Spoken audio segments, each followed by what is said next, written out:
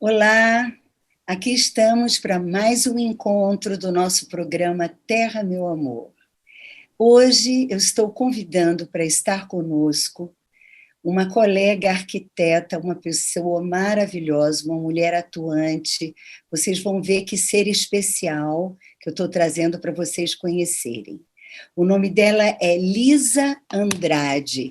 Ela é arquiteta e urbanista, formada pela Universidade Federal de Minas Gerais. Ela é mestra e doutora pela Universidade de Brasília. Ela é líder do grupo de pesquisa de extensão periférica, com trabalhos emergentes, e vice-líder do grupo de pesquisa Água e Ambiente Construído.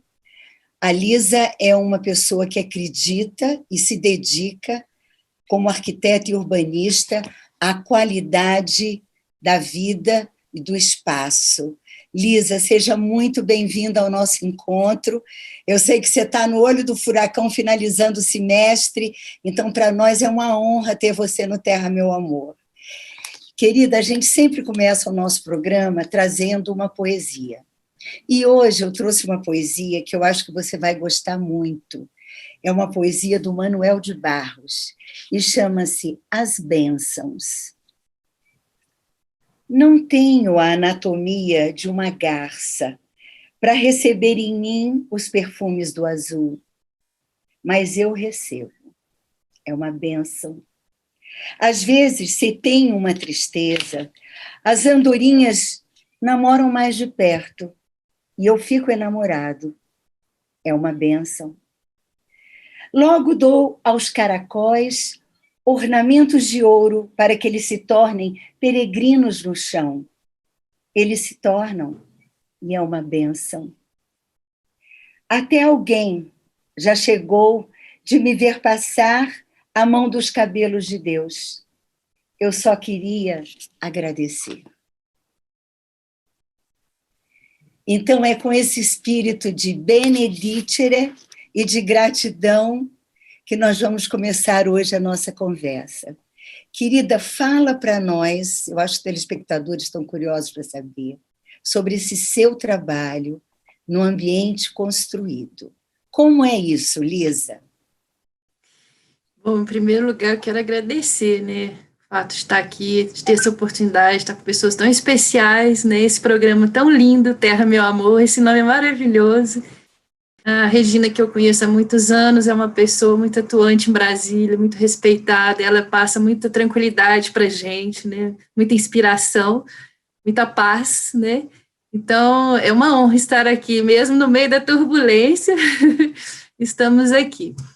Bom, eu gostei muito dessa introdução, porque eu tenho muito isso de agradecer a cada dia, né? É uma bênção mesmo.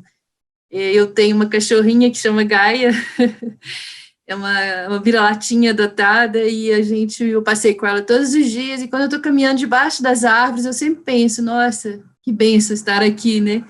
Como eu sou privilegiada. E por ser privilegiada, eu procuro realmente fazer coisas que possam ajudar pessoas na verdade, não é essa ação assistencialista, é no sentido de valorizar pessoas nos territórios, de valorizar os direitos dessas pessoas, né? Então, eu trabalho o ambiente construído junto com as pessoas, né? Então, esse grupo surgiu, né, a partir de experiências de extensão. Então, eu tenho uma experiência de Câmara de Extensão, coordenadora de extensão, então ali eu pesquisa, né, a extensão, então é pesquisa junto com a comunidade, né, trabalhos junto com a comunidade. E os estudantes têm muito a contribuir, né, então o protagonismo dos estudantes é maravilhoso. Então, eu aprendo com os estudantes. Então, eu sou uma professora que aprendo com os estudantes, potencializa essas habilidades que esses estudantes têm.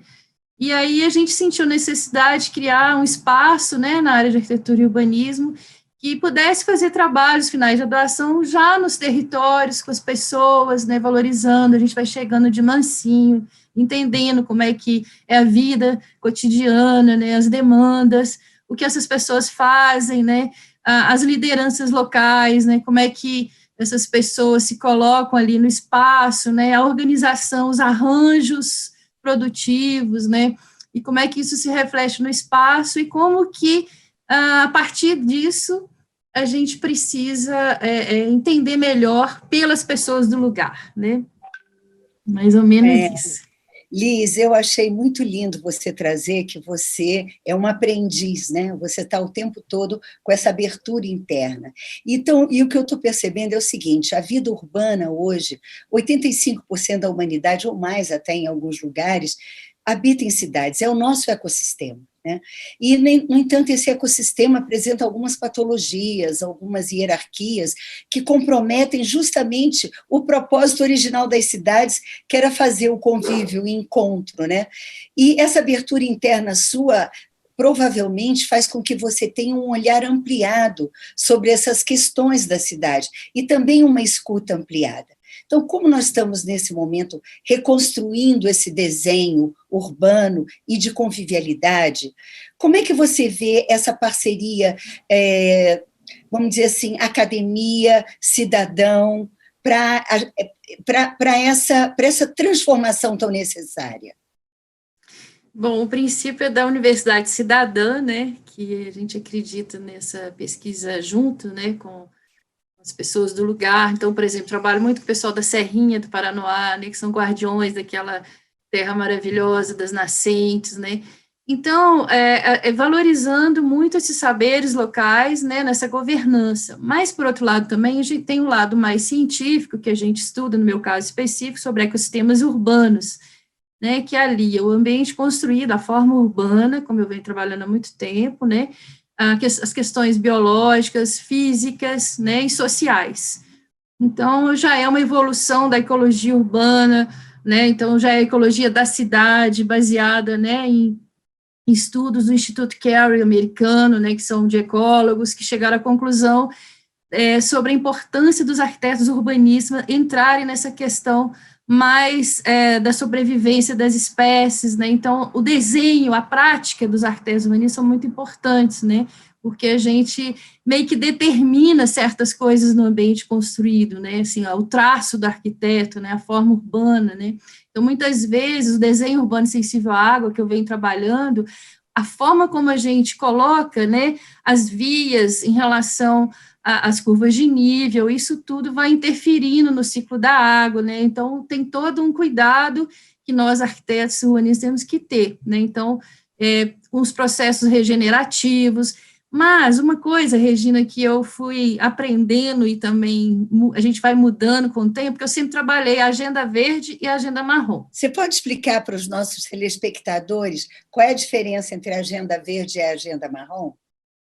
Pois é, então, na Eco 92, né, quando se estabeleceu, né, os princípios da Agenda 21 para todos os países, né, então definiu-se muito essa questão da agenda, né, a agenda verde é aquela, né, que cuida dos ecossistemas, a proteção dos ecossistemas, então os atores que lidam com isso, então os órgãos ambientais, né, e a agenda marrom são aqueles atores que trabalham com desenvolvimento urbano, né, que, no caso, né, são intervenções antrópicas que causam impactos, né, nesse meio ambiente. Então, tentar fazer essa integração constante entre a verde e a marrom. Só que, o que acontece?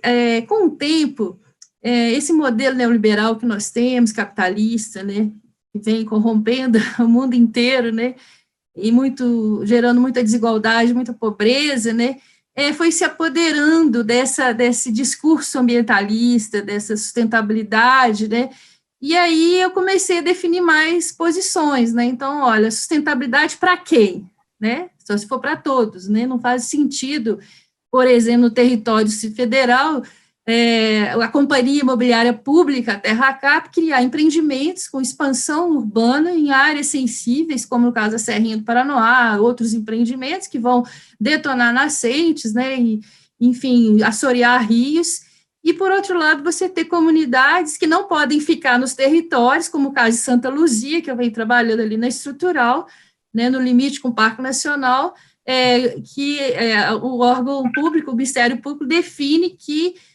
naquela área, né, que foi demarcada como área de relevante interesse ecológico, essa comunidade não poderia permanecer ali, estão ali há 20 anos e corre o risco de serem removidas. Então, essa injustiça ambiental a gente não aceita, né? Assim, por que que esse discurso ambientalista, esse discurso da sustentabilidade só atende ao capital, né? Na verdade, quem tem direitos, né? Então, se a gente não incluir essas populações nas áreas centrais, né? Claro que a expansão urbana vai acontecer ao longo da bacia hidrográfica. Então, tem que se repensar muito, inclusive os empresários, né, Regina? Assim, não quer dizer que a gente é contra os empresários, mas que é necessário ter uma consciência social, né, para a questão ambiental. Não é só fazer empreendimentos verdes, né? Então, para inglês ver, né? Vamos supor. O para quem é muito importante, né? E o para quê, Isso, né? O para quê isso. é muito importante. Então, eu acho que se trouxe uma questão muito delicada e que demanda realmente reflexões de todos os setores, né? De vários segmentos da sociedade. Então, por exemplo, no caso da ocupação do solo, né? Do uso do solo, todos nós que estamos hoje promovendo essa gestão, estamos nos transformando em novas aberturas e reflexões, porque recebemos todos uma formação modernista, né? Naquela em que o ser humano é o centro e que tudo o resto é cenário para atender às nossas necessidades. Então, nós estamos revisitando esse desenho urbano, esse desenho das cidades, que justamente privilegiava uma espécie, nós, como se a gente não fizesse parte de uma teia que integra diferentes atores, e com isso as nossas cidades, elas recebem, vamos dizer assim, a água dos rios e devolvem a água poluída, né? Recebem, vamos dizer assim, o que vem do campo, né? As verduras, legumes, e apenas consumimos. Então, eu vejo assim, Lisa, isso que você está trazendo é realmente um convite a que nós, seres humanos, reflitamos sobre esse espaço de habitar, considerando que habitar não é só ter um teto, mas é que é toda uma teia de relações, né? Você, na sua experiência, assim, nesses movimentos que você está participando, você vê que as pessoas estão acolhendo essas novas reflexões? Sim, e muito. Só que essas pessoas muitas vezes não são ouvidas no planejamento da cidade, né? Então, por exemplo, o movimento ambientalista no DF é muito forte, né? Tem, tem muitas pessoas fazendo pequenas coisas, né?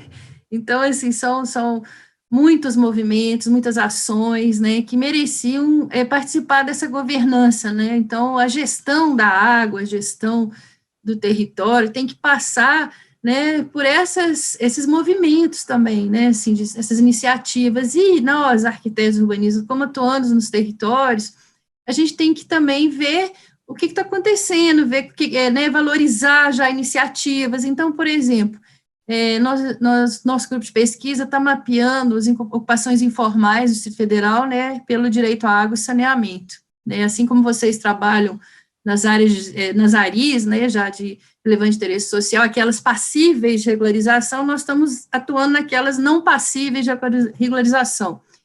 Então, é um caso muito sério, né? Então, a gente teve acesso a informações, agradecemos até os técnicos da CEDU, né, pelas informações, e fizemos cruzamento de dados até com dados da CAESB, no caso da DASA, que foi até mais sensível à nossa pesquisa, e daí a gente viu que tem muitas pessoas sem água no Distrito Federal em plena pandemia. Então, por exemplo, nós chegamos à conclusão que tem 150 mil pessoas de ocupações formais sem acesso à água, assim como vocês chegaram à conclusão de 260 mil pessoas. Então, se a gente somar, dá 400 mil pessoas sem acesso à água no Distrito Federal, na capital do país, né? Isso é um absurdo.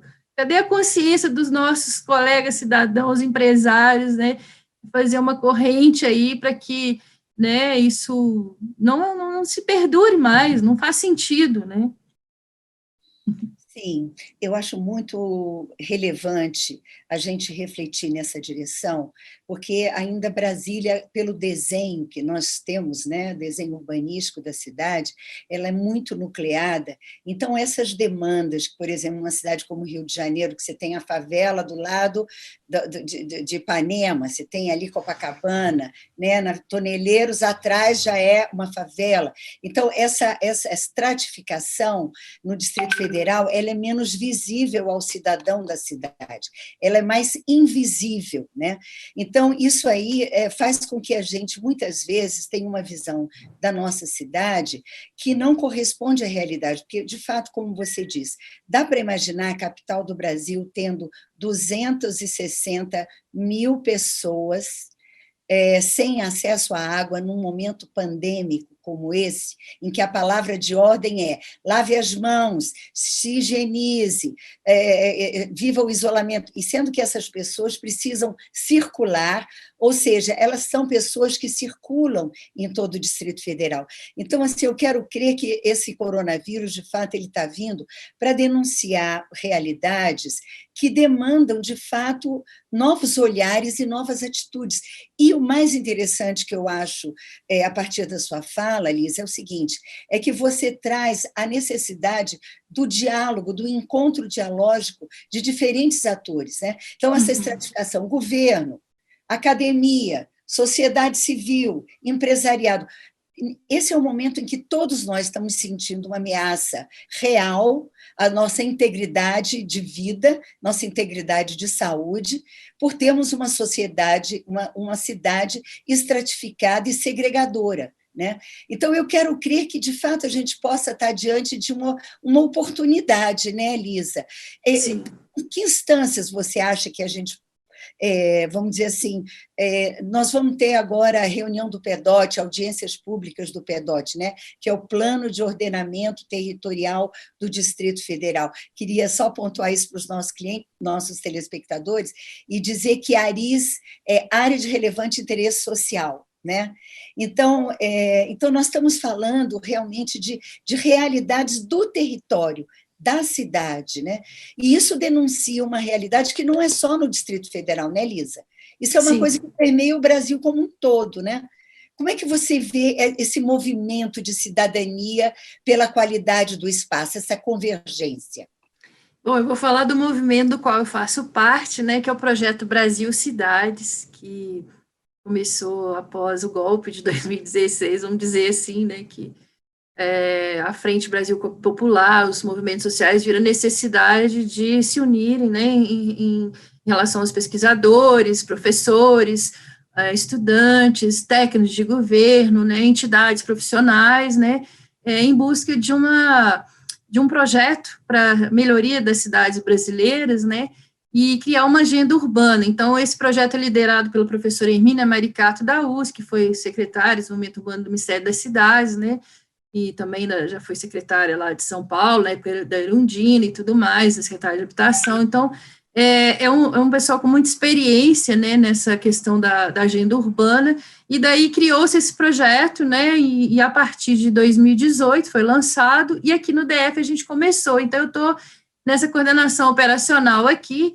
Nós estamos já no terceiro fórum, então a gente reúne, né, a gente tem o apoio da UNB, na Casa de Cultura da América Latina, as reuniões são lá no centro da cidade, justamente para facilitar esses encontros. Então, tem, né, vários movimentos coletivos, então temos moradores de rua, ex-moradores de rua que fazem parte, no caso do Barba, coletivos que estão defendendo ali, né, a gentrificação do setor comercial sul, no setor, né, então são vários movimentos, né, e vários eixos temáticos, né, desses que você abordou aí. Então, tem a luta pela terra, né, o direito à cidade, a questão da moradia, né, o direito à água, o saneamento, né, então a questão da juventude, do racismo estruturante que nós temos, né, então são vários temas que a gente está abordando, e agora a gente está no terceiro fórum, justamente no formato de reunião livre. Então, está acontecendo as lives, né, então a gente tem como divulgar isso, né, acessar o nosso, vamos dizer assim, perfil no Facebook, que é o BR Cidades, e também o site do BR Cidades, aqui é o núcleo DF metropolitano, então a gente está se reunindo com a criação de lives, né, e gerar subsídios para, no formato de reunião livre, que é a participação popular, para gerar esses subsídios para os técnicos de governo e parlamentares. Então, vão ser 7 lives, né, e a gente tem relatoria e tudo mais, e vamos né, entrar com tudo aí para essa revisão, né.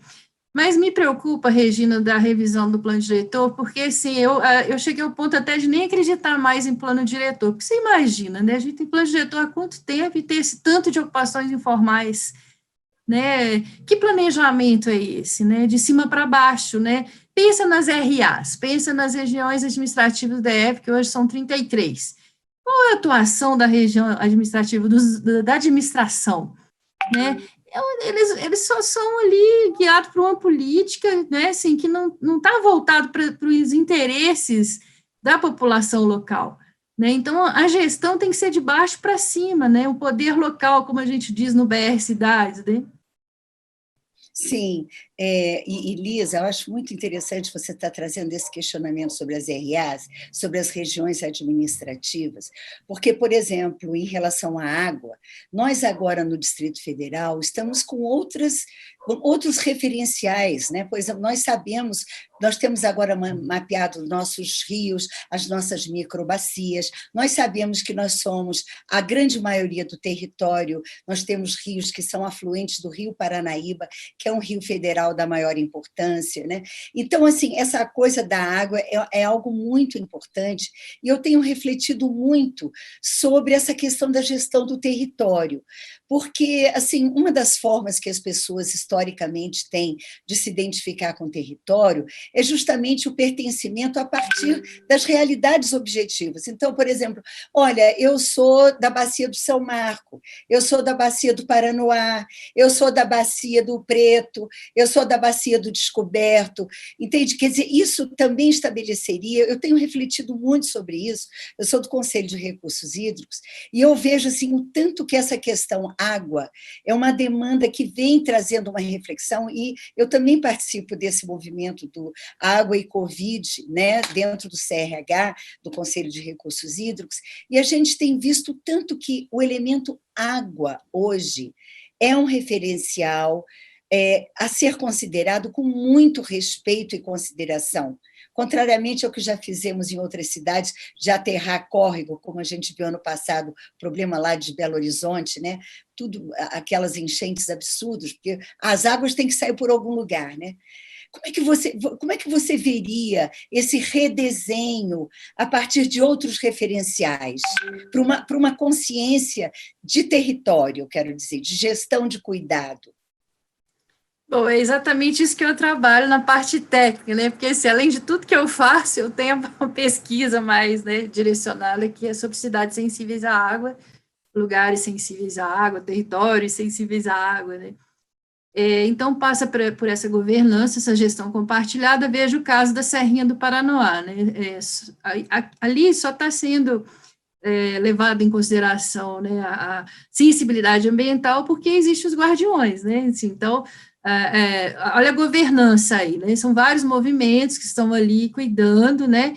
Mas, ao mesmo tempo, eles contaram com o apoio da universidade, né? Que eu estou com eles há 10 anos, então, mostrando possibilidade de caminhos, o desenho urbano sensível à água, como que faz diferença. Então, nós temos, né, mestrados, doutorados nessa área, né? Então, eu tenho orientantes, por exemplo, a Kátia Conserva, ela verificou o desempenho, né, do novo empreendimento da TerraCap e viu, assim, o impacto ambiental seríssimo pelo desenho inadequado, e a partir do momento que a gente faz uma alteração no desenho, né, entendendo as configurações de relações, os padrões, lembrando Capra, né, os padrões da natureza ali, os padrões do ambiente construído, que a minha tese de doutorado é sobre isso, que chama-se Conexão dos Padrões Espaciais dos Ecossistemas Urbanos. Então, a gente, ao lançar um outro desenho e faz simulação com os programas, né, mais recentes que tem lá na Faculdade de Tecnologia, com o professor Sérgio Code, que a gente faz parceria, o programa SWIM, então, chegou à conclusão que a gente devolve quase 90% do ciclo da água naquele lugar, né? Assim, então, é possível pela tecnologia, né, a gente melhorar as condições, mas para isso precisa de novos arranjos governamentais. Você que está aí no Conselho Reclusivo sabe isso. Nós não temos, por exemplo, um diálogo entre a nova CAP, que cuida da drenagem, a CAESB, né, não existe, como se diz, uma concepção integrada da água. É como se o ciclo da água na cidade fosse dividido, né, você vai cuidar dessa parte, você vai cuidar, você vai pegar a água quando ela cair no manancial, e aí a CAESB vem e vai distribuir a água e depois, né, levar para o córrego de uma forma tratada, nem tanto como poderia ser. A outra vai cuidar, assim, não, você vai fazer a drenagem depois que o arquiteto urbanista fizer o desenho, né? Quer dizer, o arquiteto urbanista também tinha que entrar antes, né, pensando nesse desenho, como é que favorece o ciclo da água, né? Como é que restabelece esse redesenho, né? E junto com o engenheiro ambiental. Então, é por isso que a minha tese de doutorado é transdisciplinar, é a necessidade de novos arranjos, a gente trabalhar com várias áreas ao mesmo tempo. As cidades que estão mais avançadas foram para esse lugar, né? Na Austrália, eles têm um programa, desde a década de 90, né, que é o Water Sensitive Urban Design, que é WSUD, né, Cidades Sensíveis à Água, que eles vêm trabalhando nessa frente com várias áreas, né, e junto com a população, junto com a sociedade, junto com os empresários, sabe, assim, todo mundo, igual você colocou, tem a sua parcela ali né, de culpa, de corresponsabilidade, né? De corresponsabilidade. Então, assim, te ouvindo, sabe, Lisa, eu vejo o seguinte, eu também sou filha da Universidade de Brasília, né? Meu curso também foi na arquitetura da UNB, e assim, sob toda a inspiração da visão modernista, né, da arquitetura e do urbanismo. Então, existem determinados conceitos que você traz agora como referência, né, e que naquela época eram impensáveis, né? E isso não faz tanto tempo assim. Ou seja, nós estamos realmente avançando na direção de uma visão sistêmica, a compreensão das relações sistêmicas de uma cidade, né? De toda essa complexidade, porque a gente olha as cidades do ponto de vista da objetividade, do traçado das ruas, né, das edificações, mas a cidade ela tem a poesia, ela é um espaço de fazer seres felizes ou infelizes, saudáveis ou doentes, né? Então, quer dizer, tem todo um diálogo entre a objetividade das problemáticas e a subjetividade das aspirações humanas, dos desejos humanos e da nossa transformação também, né? Como cidadãos planetários, né? Que demandam toda essa interação com a teia da vida. Nós estamos chegando, infelizmente, no final do nosso encontro, Lisa, mas eu gostaria de ter essa escuta sua. Assim. Como é que você percebe esse encontro entre a objetividade das demandas, dos desafios contemporâneos, e essa subjetividade que vem do desejo do ser humano de cada vez estar mais próximo, estar feliz, está na arte do encontro. Você acha que é possível a gente, vamos dizer, construir espaços de felicidade, de encontro, né? E, claro, desencontro também, sempre tem as polaridades. Mas, assim, a cidade como essa convergência para um ambiente harmonioso, solidário, inclusivo. Você está sentindo que a gente está indo nessa direção? Olha, ainda não, Regina, infelizmente, assim, eu acho que tem dois pontos aí que a gente pode colocar. Primeiro, a tecnologia, que não é acessível a todos, então por isso que eu sou do Núcleo de Política, Ciência, Tecnologia e Sociedade, né, que essa tecnologia hegemônica não chega, e os saberes populares também, né, então eu trabalho com os camponeses da reforma agrária que sofrem injustiça hídrica, né, eles não têm água para produzir alimentos, e do lado tem a monocultura, quer dizer, né, assim, a questão da terra é tudo, né, terra, meu amor, né, aqui desse programa, a terra é um grande nó, né, se a terra não for para todos, não dá, né? Então, isso não vai, não chegar numa felicidade, vamos dizer assim. E outra questão, sim, pode falar, Regina. Não, é porque tem se falado muito de que, ao invés da gente analisar o sucesso de alguma coisa a partir do PIB, que só Sim. trabalha com carência, a gente pudesse trabalhar com o FIB, que é a felicidade Sim. interna bruta, que valoriza justamente a abundância, que, ao invés de valorizar e trazer ganhos pela carência, traz pela abundância. Então, é nesse sentido que eu trago assim, que esse movimento que você está trazendo, Lisa, que é fundamental, a meu ver, porque nós, de fato, precisamos mudar o paradigma, né? Esse Covid veio nos denunciar isso, né? Que é preciso repensar nossas relações com o espaço, nossas relações uns com os outros, nossas relações com a gente mesmo, né? Então, assim, essa convergência que você traz a partir desses projetos que você trabalha, eu quero crer que a gente está caminhando na direção de transformações importantes, mas é importante e fundamental que cada cidadão e cidadã se coloque nessa posição de ser um protagonista dessa transformação. Então, vou deixar para você as últimas palavras, para você trazer como é que você está sentindo isso agora. Eu acho que ficou claro que existe uma rede de solidariedade muito grande, por isso que essas populações estão sobrevivendo, senão era impossível, né? Você vê as favelas, né? Esse é o caso de Paraisópolis, né? Que essa governança, prefeitos de rua, então tem a ver com a pergunta que você fez do modernismo. Nós aprendemos antigamente na escola de arquitetura, né? A gente ainda é muito influenciado sobre isso, do desenho autoritário, né?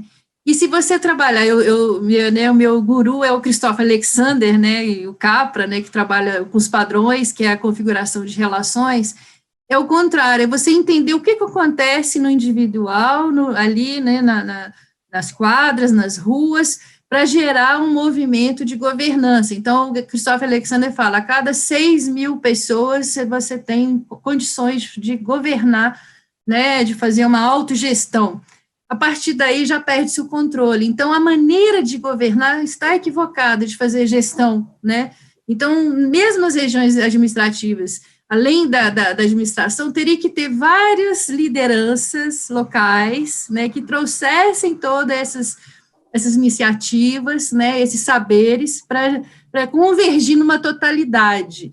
E o modernismo não enxerga dessa maneira. Então, é uma luta ainda dentro do próprio meio, né, da arquitetura e urbanismo, entender. Então, por isso que a minha tese de doutorado foi decodificar esses padrões que pudessem ser usados para várias áreas do conhecimento. E, graças a Deus, ela é muito usada para outras áreas, né, e ajuda nessa relação dialógica com símbolos, códigos, com as comunidades. Então, se alguém quiser depois ter acesso à tese de doutorado, né, está disponível no site da UNB, no repositório, né, da biblioteca, então, só procurar pelo meu nome.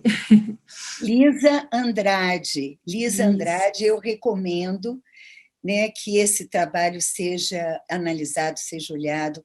E, Lisa, olha só, eu creio que, de fato, a gente está num processo de construção de um outro ponto da espiral evolutiva do pensamento humano e da atitude humana na vida. Então, assim, quero crer que essas iniciativas e essas reflexões, essa ousadia que nós estamos tendo, todos nós, de trazer reflexões apontando para esse novo, rompendo padrões, é importante que a gente abrace, né?